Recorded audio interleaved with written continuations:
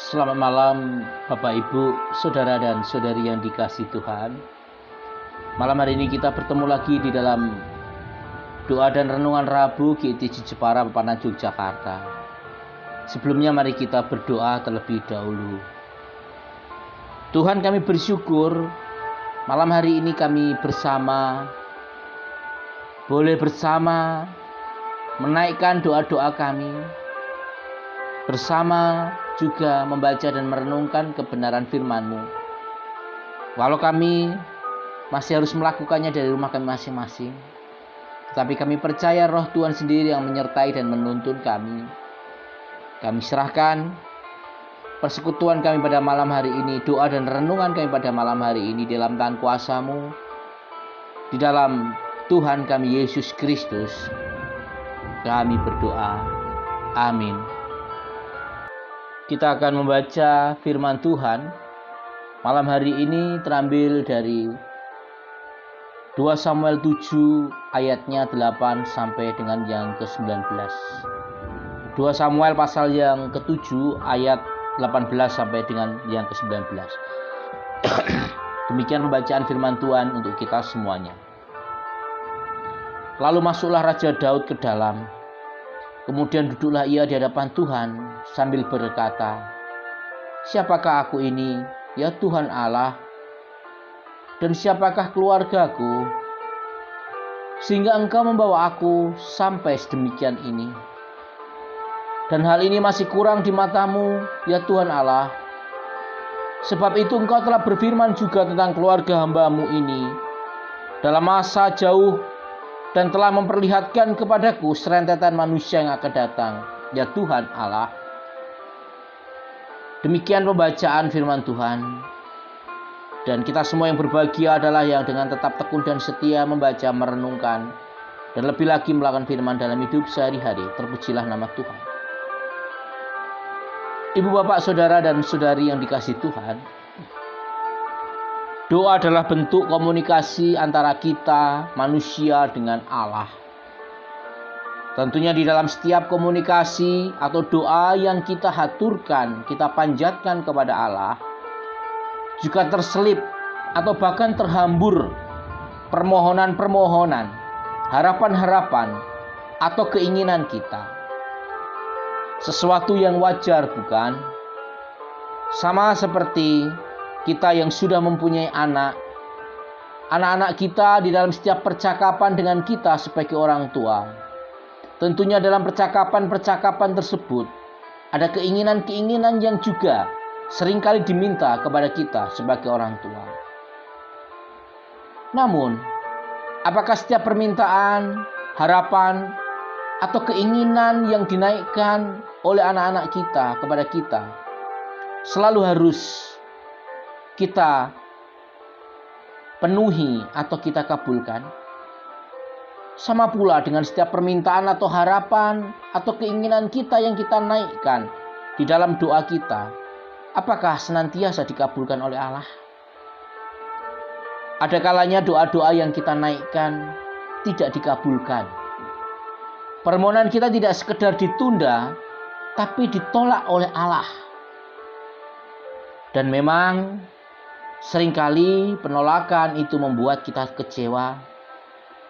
Bahkan penolakan bisa jadi membuat kita marah. Dan bahkan beberapa orang meninggalkan imannya. Bacaan kita pada malam hari ini memperlihatkan kepada kita mengenai sikap Daud yang tidak diizinkan oleh Allah untuk membuat bait Allah. Kita bisa bandingkan di dalam 1 Tawarikh 17 ayat 4. Di situ Allah berkata, "Bukanlah engkau." Di dalam perikop di atasnya atau sebelumnya, Allah mempercayakan pembuatan bait Allah kepada keturunannya Raja Daud. Seperti yang kita tahu bahwa bait Allah dikerjakan atau dibuat oleh Raja Salomo, anak dari Raja Daud. Daud hanya diizinkan untuk mempersiapkan apa-apa yang akan dikerjakan oleh Salomo. Namun, perikop kita pada malam hari ini memperlihatkan kepada kita sikap yang diperlihatkan oleh Daud ketika harapannya untuk membuat bait Allah tidak bisa dikerjakan kalau Allah tidak bisa mengizinkannya. Dari situ kita bisa belajar. Yang pertama, Daud tetap merendahkan dirinya. Daud sadar siapa dirinya di hadapan Allah. Walaupun dia Raja Israel, tetapi Daud sadar bahwa di hadapan Allah semua manusia sama. Kalau kita melihat perjalanan Daud sampai menjadi raja, sungguh sangat tidak mudah. Jalan terjal yang dihadapinya. Sehingga Daud tetap sadar siapa dirinya.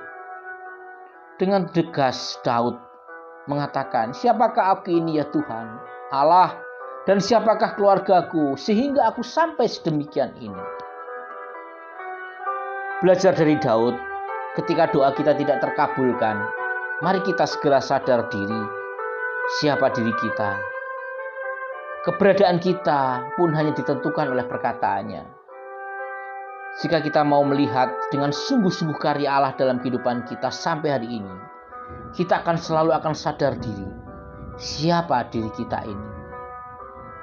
Justru ketika kita sadar bahwa doa kita tidak dikabulkan, jangan-jangan memang doa kita terlalu egois. Jangan-jangan doa kita hanya untuk diri kita sendiri, untuk kita pergunakan untuk kesombongan diri kita sendiri. Jadi ketika doa kita tidak terkabul, sesungguhnya Allah tahu yang terbaik buat kita. Dan sesungguhnya kita diajak untuk mau memeriksa kehidupan kita. Jangan-jangan permohonan, harapan, keinginan yang kita haturkan hanya memang untuk memenuhi kebutuhan kita sendiri, atau hanya sekedar untuk memuaskan keuntungan-keuntungan kita sendiri. Kemudian yang kedua, belajar di Daud. Daud tetap menaikkan syukur, Daud tetap bersyukur. Di dalam situasi tersebut, Daud tetap merasakan bahwa Allah tetap memelihara dirinya dan keluarganya. Bagi Daud, dia percaya bahwa walau Allah tidak mengabulkan permohonannya, tapi dia sungguh meyakini bahwa Allah tetap mengasihi dirinya dan juga keluarganya. Daud tetap meyakini bahwa Allah akan tetap membersamai masa depan dirinya dan keluarganya. Ibu, bapak, saudari, dan saudara yang kasih Tuhan, di dalam situasi di mana permohonan kita tidak dikabulkan, disitulah sesungguhnya letak iman kita sedang diuji. Apakah dengan tidak terkabulnya doa kita tetap mau bersyukur sama seperti Daud? Kita tetap berserah kepada Tuhan sama seperti Daud? Atau kita mau bertindak seperti apa? Di dalam situasi tersebut, kita diajak untuk semakin bersyukur dan semakin mempercayakan kehidupan kita kepada Allah saja. Kita belajar meyakini bahwa kehendak Allah adalah yang terbaik, yang layak untuk kita syukuri. Memang hal tersebut tidak mudah. Karena apa? Karena cara pandang manusiawi kita itu berbeda dengan cara pandang dari Allah. Kita terus mau belajar untuk mau melihat dari cara pandang Allah. Nah, itu bisa kita mulai dengan bagaimana kita bersyukur di dalam setiap aspek dan di dalam segenap kondisi atau keadaan kehidupan kita. Justru ketika doa kita tidak terkabul, disitulah kita mau belajar untuk bersyukur dan terus mempercayakan hidup kita kepada Allah. Sama juga yang dilakukan oleh Daud. Memang permohonan atau keinginan yang kita unjukkan atau haturkan dalam doa tidak akan selalu dikabulkan. Namun dari situasi tersebut, kita bisa belajar untuk semakin rendah hati, untuk menyadari siapa sesungguhnya diri kita di hadapan Allah. Kemudian kita diajar untuk selalu sadar diri bahwa kita adalah manusia yang rapuh yang selalu membutuhkan pertolongan Allah setiap saat. Dan yang kedua, kita diajar untuk senantiasa tetap bersyukur dalam segala situasi dan kondisi. Disitulah kita mau belajar untuk meyakini bahwa kehendak Allah adalah yang terbaik di dalam kehidupan kita semua. Kiranya Tuhan Yesus senantiasa menyertai kita di dalam roh-Nya, sehingga kita semakin rendah hati, kita semakin belajar untuk mempercayakan hidup kita hanya di dalam tangan kuasa dan pertolongan Allah. Tuhan Yesus memberkati kita semua. Amin. Kita akan menaikkan doa kita. Tuhan, terima kasih firman-Mu malam hari ini mengajarkan kami bahwa setiap permohonan dan keinginan yang kami naikkan belum tentu Engkau mau mengabulkannya. Karena kami sadar bahwa apa yang menjadi kehendak-Mu belum tentu sama dengan apa yang menjadi kehendak kami. Ajar kami Tuhan untuk menyadari bahwa setiap doa-doa yang tidak terkabulkan, disitulah kami mau belajar untuk tetap senantiasa rendah hati dan juga untuk tetap belajar bersyukur untuk segala yang Tuhan berikan di dalam kehidupan kami. Biarlah Roh-Mu yang kudus sendiri yang memampukan kami untuk belajar menyikapi hal tersebut. Karena kami percaya Tuhan, ketika kami mengandalkan kekuatan kami tidak bisa melakukannya. Biarlah Roh-Mu yang kudus senantiasa memampukan kami mengerjakan itu semua. Kami berdoa Tuhan untuk kehidupan kami sepenuhnya. Kami mempercayakan hidup kami di dalam tangan kuasa dan penyertaan-Mu saja. Kami percaya Roh-Mu senantiasa menyertai, menuntun dan memberkati kami. Di dalam Tuhan kami Yesus Kristus yang juga telah mengajarkan kami berdoa. Bapa kami yang ada di surga, dikuduskanlah nama-Mu, datanglah kerajaan-Mu, jadilah kehendak-Mu di bumi seperti di surga.